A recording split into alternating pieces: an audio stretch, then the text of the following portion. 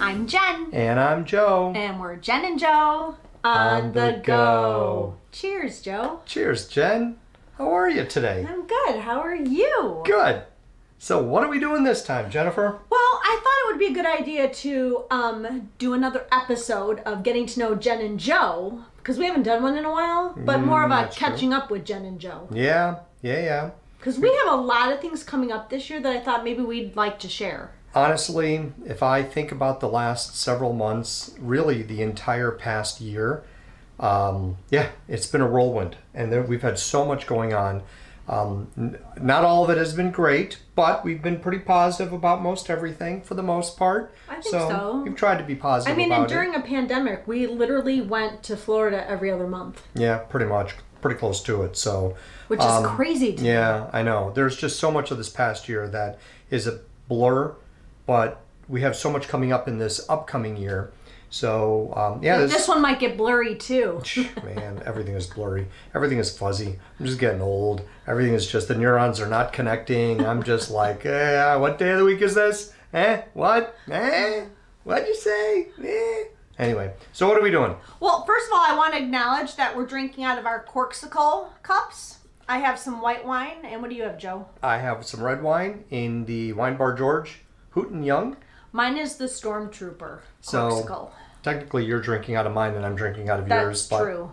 I don't know. I just grabbed this one because I thought this would be nice to have for the video, but then you wanted some wine. So, by default, you got the Stormtrooper. Sorry. And if you guys haven't heard of Corksicle, and they're not sponsoring us by any means, although we'd love it, they keep your beverages very cold, and I just love this product. It's really kind of cool because it's insulated. It's a nice size for, this is actually a good pour. Yeah, this is a very good pour. If you fill it to the top with wine, this is a pretty good size. But you could fill it with anything, and it stays cold. So, and you can get them at corksicle.com. And Wine Bar George also sells them. They have different promotions during the year, and usually you can pick them up at the Basket next door, which is their carry-out window. So I suggest checking those out if you like to keep your wine cold. And the lid it's got lids, so if you're sitting outside, you don't have to worry about the bugs coming in. Yeah, so it actually closes. And opens. And the lid stays on securely. So, no, they're really well made. So I'm pleased with this purchase. And then at Wine Bar George, we purchased this, and we got a free drink. The Hoot. The Hoot. We've got the Hoot. The free drink when you buy a Corksicle at Wine Bar George at Disney Springs. And they do that so many times throughout the year. We've noticed. Yeah. So anyway, so I want to also apologize if there are any significant jump cuts in this video, because this entire weekend my sinuses, maybe it's allergies, I'm not quite sure, but I've been just a whole big huge mess, and I've been sneezing a lot. So yeah, I'm not sure what's going on. No, I'm not snotty. I'm a bit congested, but it's more the sneezing. I don't know, man. Maybe your maid needs to do some dusting. No, that's not it. I think it's springtime, so I've never had allergies. I've never been one for allergies, but definitely this whole weekend, it's just, I feel like I have allergies.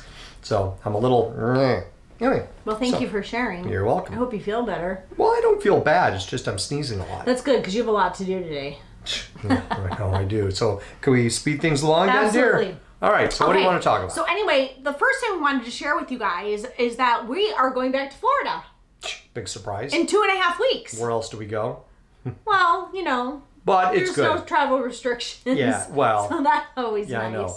This one is actually to St. Pete. We're going to be visiting with my family, so and we do have some other things planned that you're definitely going to want to check out, and we'll do some live updates as well, like we've been doing on our last couple trips. Yeah, definitely. But I'm looking forward to that. I need some sun and beach time and pool time, family time. Yes, absolutely. My sister is going to be there, and my brother's actually coming from Colorado as well, so it's going to be kind of a little family get-together. So it'll be good. Yeah. Looking forward to it quite a bit.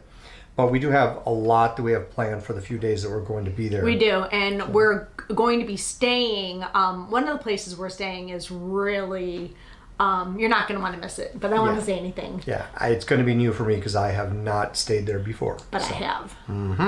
How did you manage that, dear, that you ended up staying at a hotel in St. Pete without me?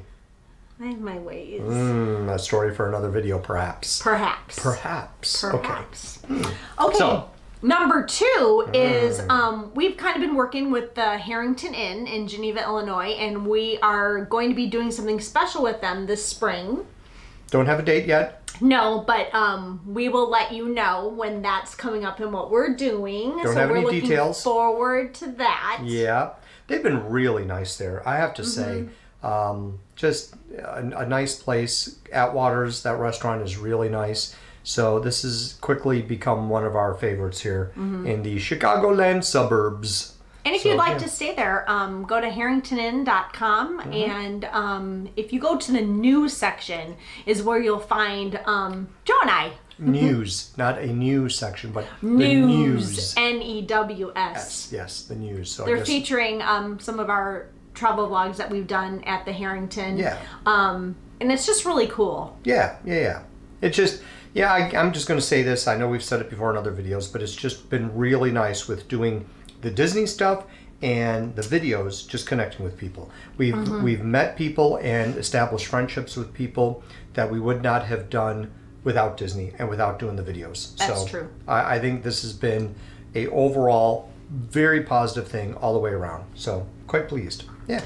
The third thing we want to talk about is we're going back to Disney World. Big surprise. When are we going back to Disney World, Jen? We're going back at the end of June. And then what else, Jen? Am I jumping the gun a little bit? Obviously, there's going to be more than one Disney trip this year. Well, and June was going to be one thing, but then it turned into something else. But I don't want to talk too much about that because our original idea for that trip might happen at another point in time. But we're at this point where we've done one Disney trip. We're going to have 4 Disney trips total for this year. So what that really means is that we have to hurry up and move down to Florida. Like everybody else who is moving down to Florida right now, we had that idea literally a couple of decades, well, for me, 3 decades ago. But yeah, I'm still in Illinois. We're still here. And we have not. We could have been there 15 years ago, but Joe wouldn't move. 16 now, actually, already. Yeah. But a lot of different reasons. That's another story for another time. For another video. Anyway, but the bottom line is that the kids have had a really good home up here with a really good education up here, and they've established things up here that they might not have done down there. So that's true. Everything happens for a reason. It's all good. And we've been lucky enough to be able to go down as often as well. Yeah, definitely. But it just, for what we want to try to do, it would be easier if we were down there. But still, I'm good, totally okay with it. We're still here. It's all right. The fact that we can go down every other month at this point is pretty spectacular if you think about it. True, but I'm just concerned with airfare. We've got the whole past year we've been able to get really good deals on different and now airfare flights. Is really creeping up there. Yep, airfare and car rentals. Rental cars. Holy rental cow. Cars have I'm gonna say over doubled in price. Yes, absolutely. If not getting close to tripling in price. Yep. And you read that in Orlando there was a shortage of rental cars. I just did over spring break, within the last week or two. Yes. And they quadrupled the price, was an article that I read. Supply and demand. I mean, it's crazy. Really what it is. What's going to happen when the Magical Express is gone? I don't know. I don't know. Yikes. We were going to try to potentially Uber it and do some of that on one of our upcoming trips. Our friends from New York do Uber a vast majority of the time. I don't think they ever rent a car. So that could very well be an option for us in the future. Depends on what we're going to do. But anyway. I don't even want to think about that because the whole Magical Express thing just leaves my mind racing with how more congested it's going to be if you can't have a bus holding, 50 people plus, and now you're going to have more people in cars traveling through Disney. It's going to be a lot more congested, but I can't go there because it makes my mind hurt. Yeah, possibly, but who knows? You thought that they might introduce something different besides the Magical Express. There might be something else. Perhaps maybe they'll charge for it, but we don't know. No. It's just speculation that you thought maybe they would introduce something else, but because there's no way by January 1st the whole train station and all that. Oh no, that's not going to be. There's just no way. Not January 22. No way. They've got I got to remember the name of the company. I read about this actually at some point in time, at least a year ago, if not longer. And anyway, the one company that is establishing some train routes between Miami and Orlando, it's eventually, going to be Orlando and Tampa. I know, I keep burping. What's the wine? Well, yours is carbonated. I know, I can tell. Yeah, mine's not, but it's, I just was being rude. Sorry, I apologize. At least I haven't sneezed yet. Anyway, so they have a route going from the airport eventually to Disney Springs. That's eventually going to happen, but that's not going to be anytime soon. That'll take years. That's why I'm just speculating they're going to have to do something. Yeah, but we'll see. So anyway, we had said we have 4 trips to Disney. So we went in February, and if you're watching our channel, you're watching those vlogs right now. We're going back in June, but then we're also going back for the 50th. Yes, that has been... I'm really excited about that. You and Ariane have been planning that one for a while. So this isn't just a spur-of-the-moment, last-minute thing. You guys have had this set up for a while. So like everybody else, there's so many people that are going to be down there. Yeah. And I anticipate that going into Magic Kingdom on October 1st, is that the day we're going? Even Epcot, I think, is going to be... Well, no. We're going to be in Magic Kingdom on the 1st. Yes. Magic Kingdom is going to be at least 50-50 split with regular people and then vloggers. People holding video cameras. Yeah. So, yeah, you're going to have like every single Disney vlogger coming out of the woodwork and just, recording everything. So, it'll be fun. It'll be interesting to see, too, if Disney ups their crowd capacity. Yeah, right. Throughout the summer, as we get to that, because they're still, as of this recording, at 35%. So if 35% capacity in all of their parks, and with spring break, they have actually reached that capacity. They are actually, from what I understand, for the month of April, there's very, very, very limited tickets. The reservations are all booked full. Yeah, well... That's what you want to see. You want to see all of this get back to normal. We really enjoyed having the lower crowds at the parks. A lot of that was really very nice, despite the concerns with COVID and everything else. But we were safe. I mean, we wore our masks and had our hand sanitizer and social distance, and we felt very comfortable. No, never. There were a couple times where, like at the Emporium, going through Fantasyland and the Bottleneck by Peter Pan. Yeah, there were a couple of times where we were a little but for the most part it was, and I think Disney did a really, really, really good job with setting things up, enforcing the masks and the hand sanitizing when so many other places around the country couldn't get their acts together. Yeah, no, they were bouncing against each other and bouncing into walls, whatever. And there were criticism about Florida and not being tight enough with their restrictions. So Florida itself, hindsight is 2020. They seemed to do okay with it overall, but Disney was really pretty strict about it because they wanted to make sure that people felt comfortable and more than anything. And that they wouldn't have to close again. Well, yeah, but I think ultimately they wanted people to feel comfortable, and if the psychology of it is masks, hand sanitize, social distance, just to try to have this sense or this feeling of safety that everything is going to be okay. They did that. They did. When we were there, we were totally okay with all of it. So I don't have any issues or problems with what Disney did with any of that stuff. So, yeah. And then we also have a trip planned to Disney in December. Yes. And I'm very, very excited about this because Joe and I have never attended Festival of the Holidays. Nope. So this will be a first for us. Yeah. And we are going to literally spend the whole trip in Epcot. Yeah. I mean, we'll do other things, but Epcot is the only park we plan on going to at this time that we have reservations for because we want to be able to do everything and anything that has to do with Festival of the Holidays. All right, yeah. I mean, we've been there. Have we been there at all ever in the month of December? We've been in November. We have. I think we have because we've seen all the Christmas decorations. And I know that we went in January and they were still up at Animal Kingdom. Yeah. And I know we've gone in November. But have we gone in December? Not close to the holiday. We won't go during Christmas, New Year's. No. Because way too crowded. Too crowded. I mean, COVID or not, that's just that I'm not doing it. No. So that's a little too much. Not even if Disney paid for my trip, I wouldn't go that week. No, I couldn't do it. Yeah. So I can't recall. And who knows if there'll be another trip popping up. You just never know. Well, we'll see. We'll see. Part of what I would like to do as we get into the baseball season, we did not go to any White Sox games last year at all. So no one went to any ball games last year. So as they're opening up certain games and a certain amount of tickets, I'd like to try to get to at least one, if not maybe two games. Just from what I'm seeing right now with the White Sox, tickets are very limited, very overpriced. Oh, goodness. Like the 500 section where you could literally sit for $5 to $10, those tickets are $40 a piece. No, you're thinking when I looked at the Tampa tickets for the Rays. Were they even more then? No, the 500 section for... This is a weeknight in April because so the White Sox are only selling tickets a couple weeks at a time. So they're only going through the first couple weeks of April. Which that makes sense. Right. So they're going to just release tickets in increments. Yeah.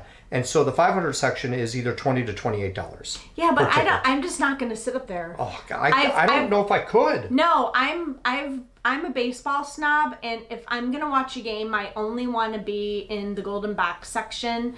It's just how I've grown up. It's just, I want to be up close. I want to see everything. I don't want to have to use binoculars. I don't want to have to be like, where's the ball? I want to see everything. Part of the problem of being up that high is that my head is going to spin. I can't sit up that high. I'll get vertigo. Yeah, I don't know. So that's not even an option. Yeah, I just would get a little, I'd be too the bottom line too uncomfy. The tickets are really expensive. Yeah.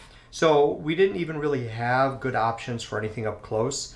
Except for like the club boxes behind home plate. There's the Magellan seats at at White Sox Park, whatever it's called, White Sox Park. So they're the Magellan seats, which they didn't have any, but then behind that you've got these club seats, which were $400 each. It's like, I can't even think about no. No, and just to put a perspective on this.